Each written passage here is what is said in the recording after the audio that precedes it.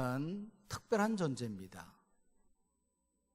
왜냐하면 낳아주신 분이기도 하지만은 부모라는 이름으로 평생을 자녀를 위해서 희생하는 삶을 사는 분이시기 때문입니다.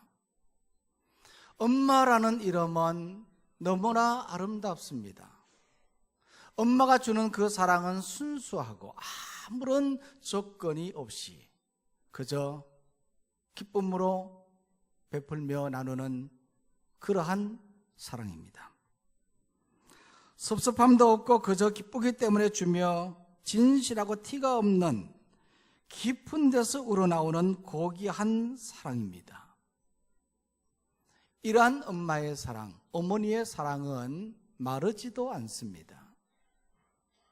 지난 주간에 강신기 장로님 어머님과 고은빈 선교사님 어머님의 장례를 했습니다. 적어도 두 분에게는 이제 엄마라는 존재는 세상에 계시지 않습니다. 엄마의 그 사랑을 다시는 느낄 수 없습니다. 오늘 이 자리에 계신 분들 가운데도 엄마가 계시지 않는 분들이 있을 것입니다. 그러나 어머니의 그 사랑, 그 희생은 잊을 수가 없을 것입니다. 고은 목사님이 쓴 어머니라는 시가 있습니다. 당신은 내가 만난 맨 처음의 사람입니다. 사랑은 받는 것이 아니라 주는 것이라는 것을 몸으로 가르친 분도 당신입니다. 당신은 언제나 5월의 웃음, 죽어도 떨어지지 않는 바다여 우리는 너무 늦게 당신을 사랑했습니다. 당신이 우리에게 너무 먼 곳에 계신 뒤에야 사랑은 이토록 강물되어 흐르고 우리 또한 당신이 되어 이제야 그 사랑을 깨닫습니다. 어머니는 우리를 한없이 사랑하시는 그러한 분이십니다. 아버지, 아빠는 어떠한 분이십니까? 아빠의 머릿속에는 언제나 자녀들이 있습니다. 속으로 울면서 겉으로는 위로하는 분이십니다. 때로는 엄한 얼굴을 하지만 부드러운 심장을 가지신 분이십니다. 자녀들의 마음의 고향이며 든든한 울타리와 같은 분이시죠. 어떤 분이 아버지의 장례식을 치르고 난 다음에 아버지가 없으니 기둥이 없어진 것 같다 그렇게 말했습니다. 70이 넘으신 분이신데도 이와 같이 말했습니다. 아버지란 존재는 마치 집안의 기둥과 같은 분이십니다. 자신이 영웅이 되는 것보다 자녀가 영웅이 되는 것에 더 행복해 하는 사람입니다. 인도의 속담에 이런 말이 있습니다. 소금의 고마움은 떨어졌을 때 알고 아버지의 고마움은 돌아가신 뒤에 안다. 죄송하지만 저희 아버님의 이야기를 잠깐 하겠습니다. 저는 가끔 시골에 계신 아버지를 찾아뵐 때마다 연로하여 기력이 쇠하여 가시는 그 아버지의 모습을 보면서 포옹하면서 아버지 사랑합니다 그렇게 말했습니다. 그러면 아버지가 기뻐할 줄 알고 또 이것이 자식으로서 아버지에게 해드려야 될 것이라고 생각했기 때문에 아버지를 가슴에 안으면서 아버지 사랑합니다. 그러면 아버지도 말씀하시죠. 나도 사랑한다. 그런데 이번에 아버지의 임종을 보면서 아버지를 다시 보게 되었습니다. 호스피스 병원에서 며칠 함께 지내는 동안 92세의 아버지는 밤에 통증이 밀려올 때면 무릎을 꿇고 하나님 아버지, 고통 없이 저를 데려가 주십시오. 하나님, 고통 없이 저를 데려가 주십시오. 그렇게 기도를 하셨어요. 시한부 인생임에도 불구하고 밥을 드실 때나 작은 음료 하나를 마실 때에도 간절하게 기도하셨고, 도와주시는 요양보호사 분들에게도 인사하는 것 받들이지 않았습니다. 마지막 날 밤에 모든 것을 토해내시고 임박한 임종의 순간에 아들 목사의 눈물의 임종 기도도 놓치지 않고 다 들으신 후 아멘 하고는 흐트러지지 않는 자세로 굳굳이 앉아 조용히 잠자듯이 숨을 거두셨습니다. 그 모습을 보며 새삼 아버지를 존경하게 되었습니다. 아버지를 사랑하는 것 아니라 아버지도 사랑하지만 그 순간 아버지는 내가 존경해야 될 분이구나 하는 것을 느끼게 되었습니다. 목사의 아버지로 굳굳한 신앙을 보여주신 것이 고마웠던 겁니다. 제게는 세 분의 아버지가 계십니다. 첫째는 육신의 아버지입니다. 열흘 전에 돌아가셨습니다. 둘째는 영적인 아버지인 원로 목사님이십니다. 제 목회의 첫 만남이고 마지막 목사님이십니다.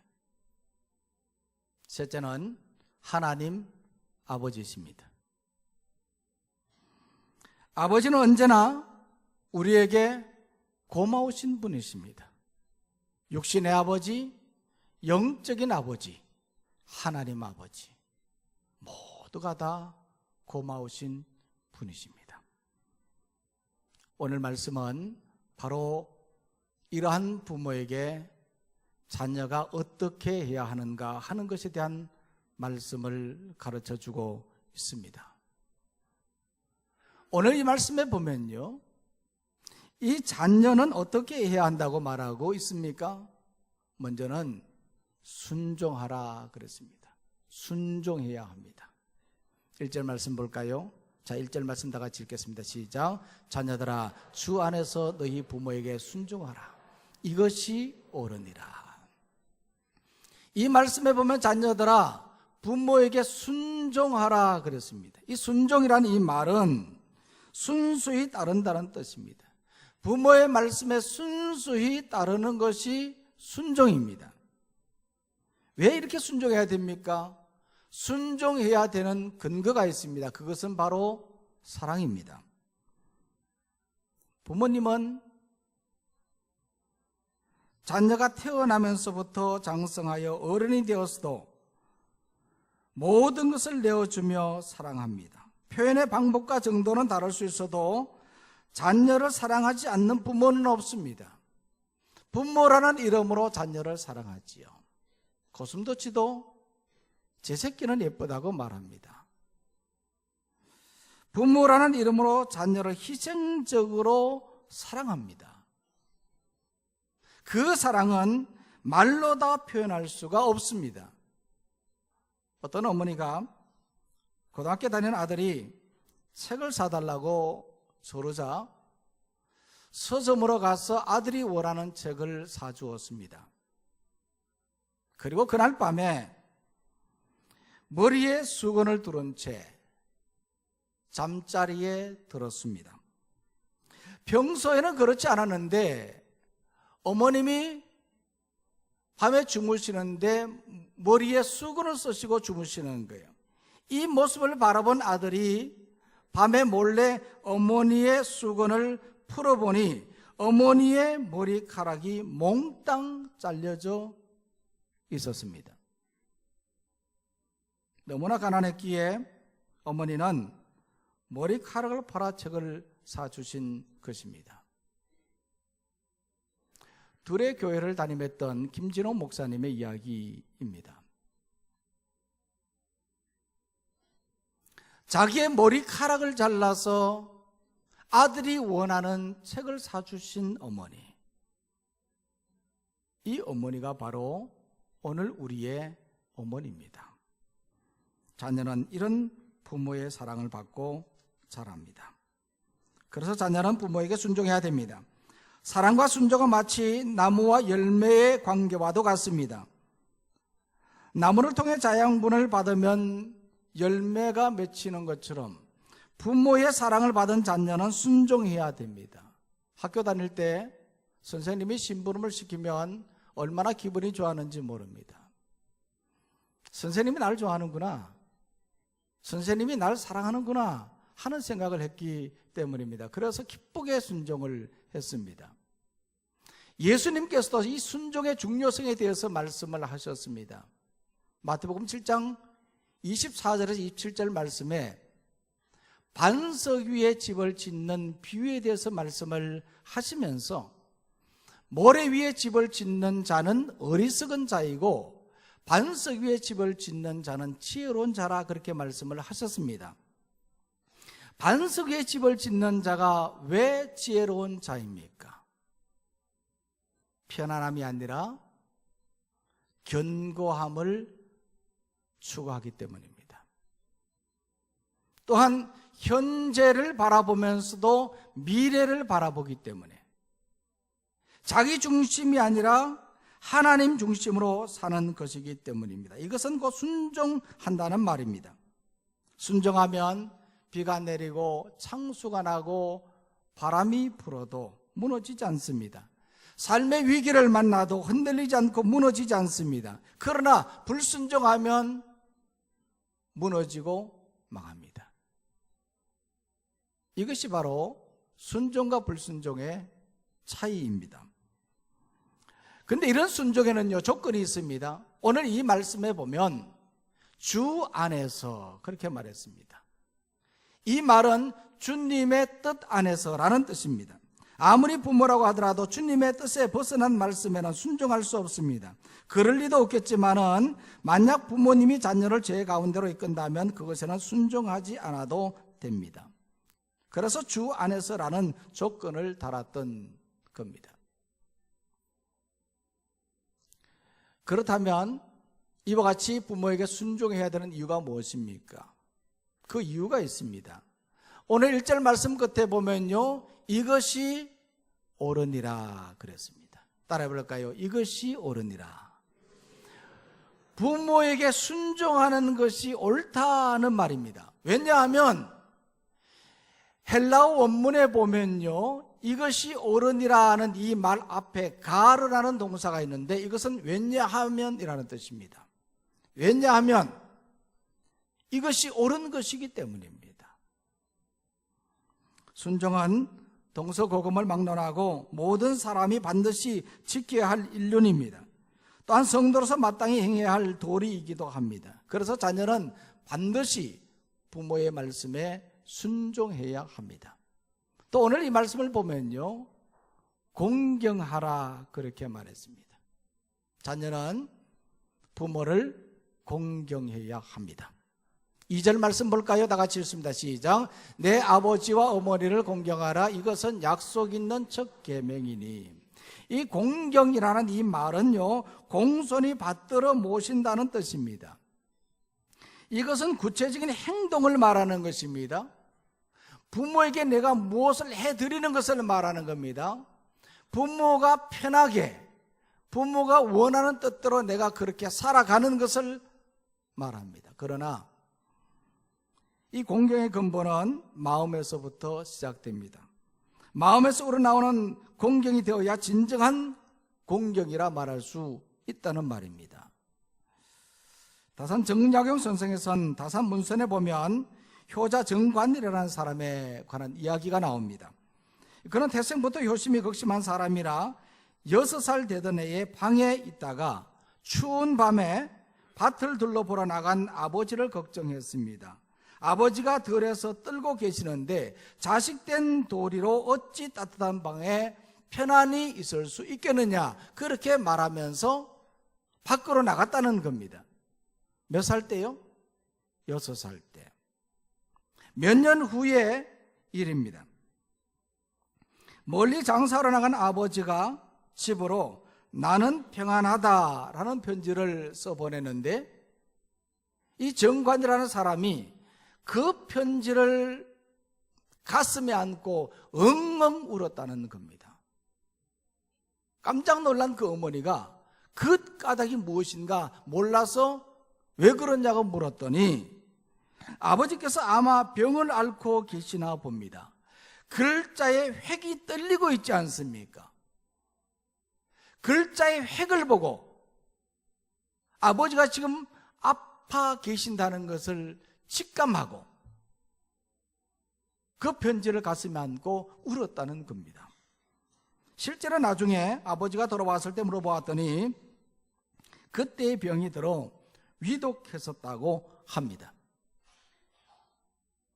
공경이라는 것은 물론 행동으로 나타내 보이는 것도 있지만은 마음에서부터 시작되는 것입니다. 자녀는 이처럼 부모를 공경해야 합니다. 공경해야 되는 이유가 뭡니까? 오늘 이 말씀에 보면요, 이것은 약속 있는 첫 계명이라 그렇게 말했습니다.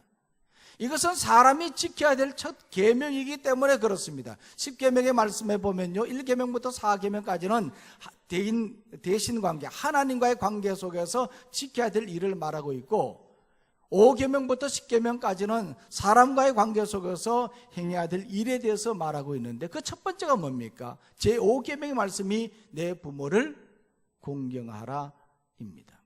그래서 첫 계명이라 그렇게 말하고 있습니다. 그러면 이 첫 계명, 이 첫 계명에는 어떤 약속이 있다고 말했습니까? 오늘 이 3절 말씀에 보면요, 이로써 내가 잘되고 땅에서 장수하리라. 할렐루야. 네가 부모를 공경하면, 부모에게 순종하고 부모를 공경하면 네가 잘되고 땅에서 장수할 것이라는 말입니다. 이 잘된다는 말이 뭡니까? 이 삶의 평안을 누린다는 것을 말합니다. 불효자식치고 잘되는 사람 못 봤습니다. 왜냐하면 그 자식이 보고 배운 것이 불효니 집안이 평안할 리 없기 때문입니다. 반면에 효자치고 못되는 사람도 못 봤습니다. 왜냐하면 그 자식이 보고 배운 것이 효도니 집안이 평안하기 때문입니다. 부모를 공경하면 잘 됩니다. 또한 땅에서 장수하게 됩니다. 이 장수라는 말은 우리 김장수 장로님의 이름이기도 합니다만은 오래 산다는 뜻입니다. 오래 산다. 그러나 이 말씀에서의 이 장수는 이 땅에서 복을 받고 산다는 말입니다. 왜냐하면 하나님이 복을 주시기 때문입니다.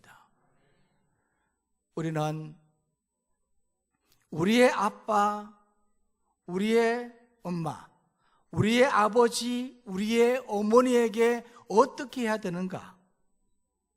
이 에베소서 6장 1절에서 이 말씀은 너무나 잘 아는 말씀입니다. 그러나 이 어버이 주일에 이 말씀을 다시 한번 새겨보면서 우리는 부모에게 순종하고 부모를 공경하는 사람 되기를 원합니다. 영상 하나를 보도록 하겠습니다. 김준명 씨, 류명수 씨, 김유영 여사님, 이명자님 뭐 하고 계셨어요? 최근에 어머니와 통화. 그저께 했어요. 이틀 전에 카톡했나? 저 매일매일 해요. 짠!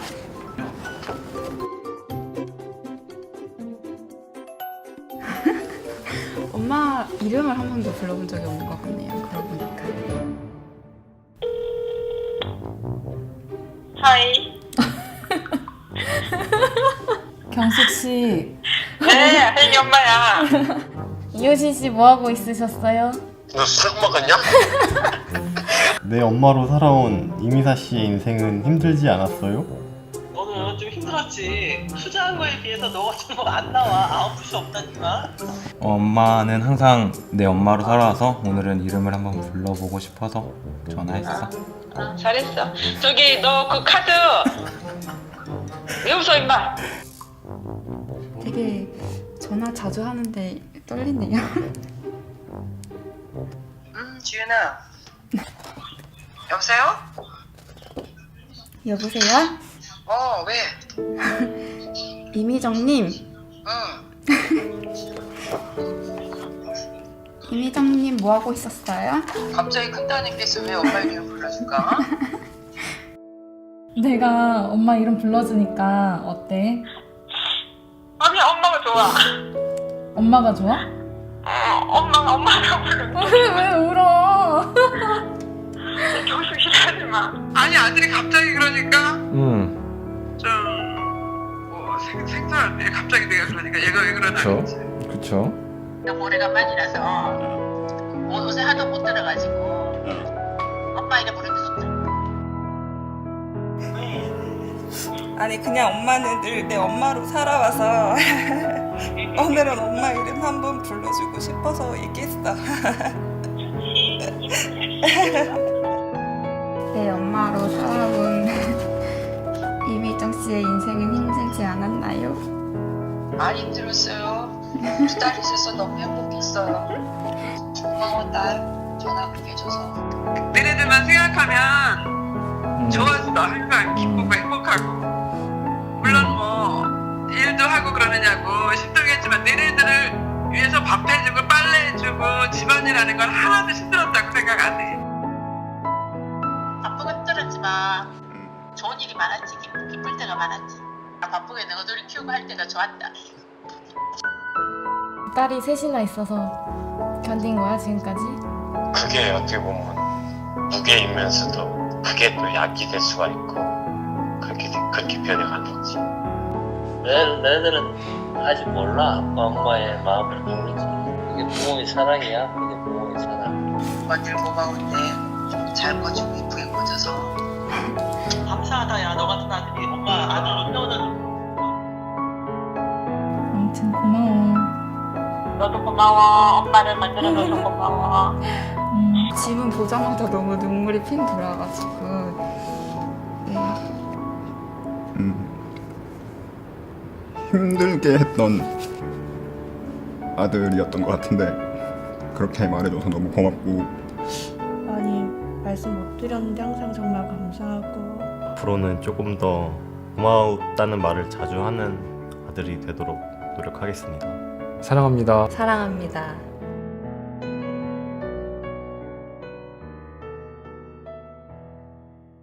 어버이 주일이 되면 늘 불러보고 싶은 노래가 있습니다.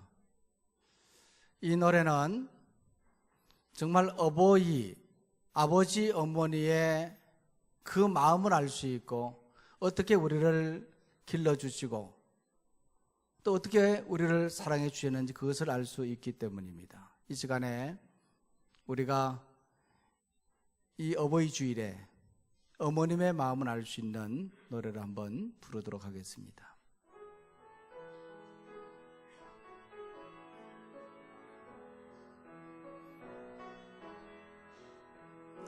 나 실제 괴로움 다 잊으시고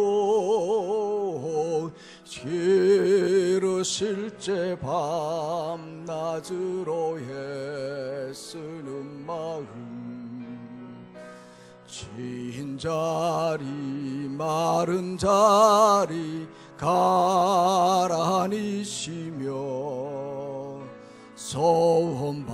손발이 다 닳도록 고생하시네 하늘 아래 그 무엇이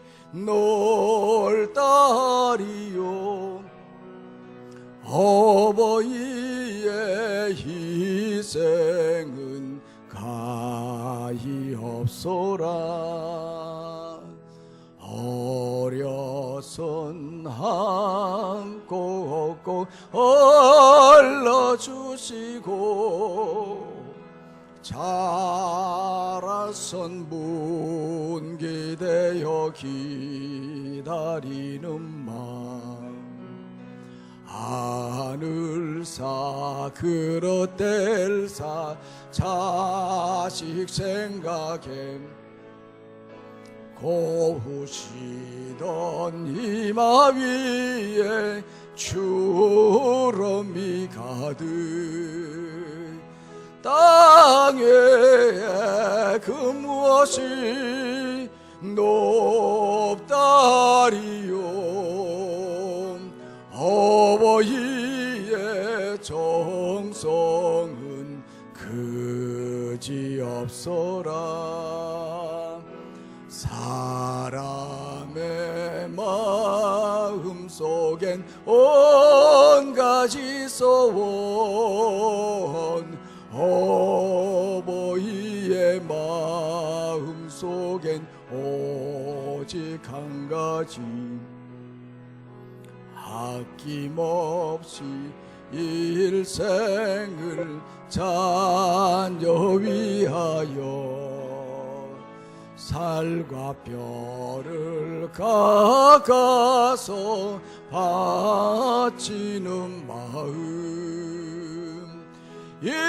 인간의 그 무엇이 거룩하오리 어버이의 사랑은 지극하여라.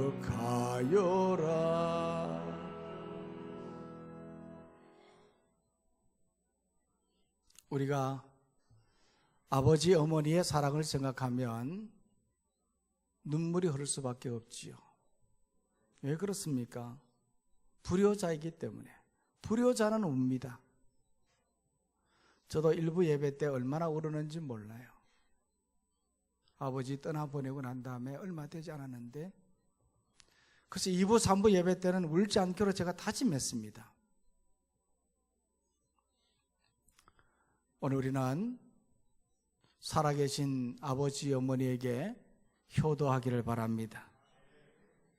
부모에게 순종하고 부모를 공경하는 성도가 되기를 바랍니다. 부모님이 세상에 계시지 않는 분들은 부모님의 그 사랑, 그 은혜를 잊지 말아야 합니다. 오늘 우리는 이런 부모의 사랑을 생각하며 이 부모님의 사랑을 가슴 깊이 새기는 우리 모두가 되기를 소망합니다. 이 시간에는 우리 시니어 중창단 나오셔서 찬양을 해 주시겠습니다.